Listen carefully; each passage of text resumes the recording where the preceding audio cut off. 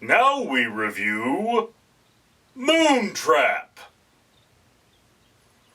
Yeah, cheesy science fiction. I am Richard, this is Random Street Theater, and I have seen the 1988 film Moontrap, featuring that guy that played Chekhov from Star Trek, the original series, and Bruce Campbell.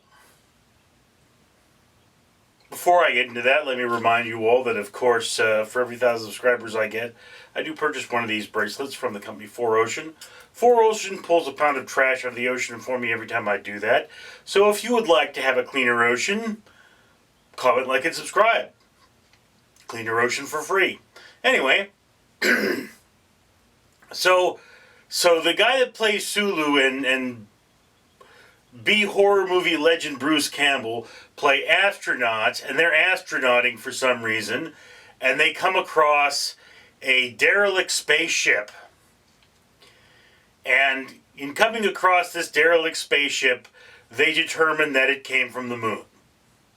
So despite the fact that man hasn't gone to the moon in quite some time, they're going back to the moon to see this alien spaceship, because on the alien spaceship there was a hostile seed pod looking thing that made a killer robot that went and effed up some NASA security people.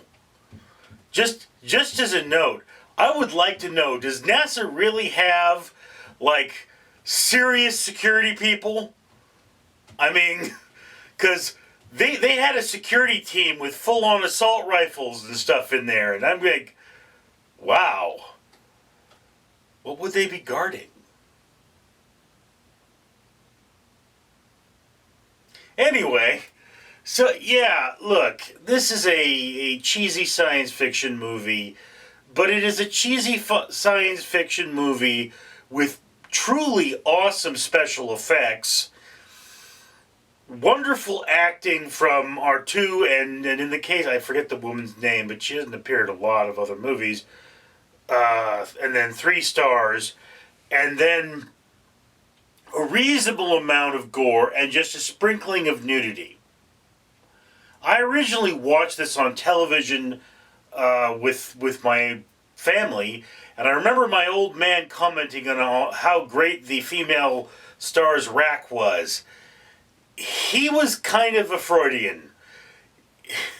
He said a lot of very Freudian things. It was the kind of thing that made you never want to think about coitus ever again. But aside from the old man's perversion, you know, there may be 2 instances of nudity in this film. And, you know, they're reasonably tastefully done and make sense. So that's always a good thing. I mean, you know, you can shoehorn nudity into a film if you want to, but making it work is always the hard part. So anyway, where this movie shines the most is very much the special effects. The entire rest of the movie plays as though, you know, it has just a telephone pole stuck up its rectum. It is a bunch of well-hardened astronauts who, in all reality, they would be trained to keep cool in dangerous situations. So that's who they would be, you know. And again, the dude who played Chekhov from Star Trek, well, I mean, he plays what's referred to as a straight man character in this. So there's not a lot of character development. You find out he's divorced. He's kind of an adventure seeker. His co-pilot there is a really close friend of his. And that's about it. There's not a lot of dynamics to his character. He's the straight one, whereas Campbell plays sort of the fun one, who is a much more developed character that, you know, takes a lot of pride in making machines work and those sorts of things, and it's appropriate for the movie. And again, you know, you watch this film, and it's very enjoyable to me because I'm a sci-fi geek. Again, if you don't like creature effects, a sprinkling of nudity, and a fair amount of gore, then this is not the movie for you. But Personally, I think this is an awesome sci-fi horror movie, and it belongs on your watch list. I enjoyed it thoroughly, and it's just a wonderful little movie. Perhaps not the best movie in the world, but certainly not the worst. And put it on your watch list. Great little film, very enjoyable. Anyway, that's just my opinion. I'd love to hear yours. Comments below. I'm Richard. Is it recording? Are you sure? Are you sure it's recording? Little red dot. Oh, yeah.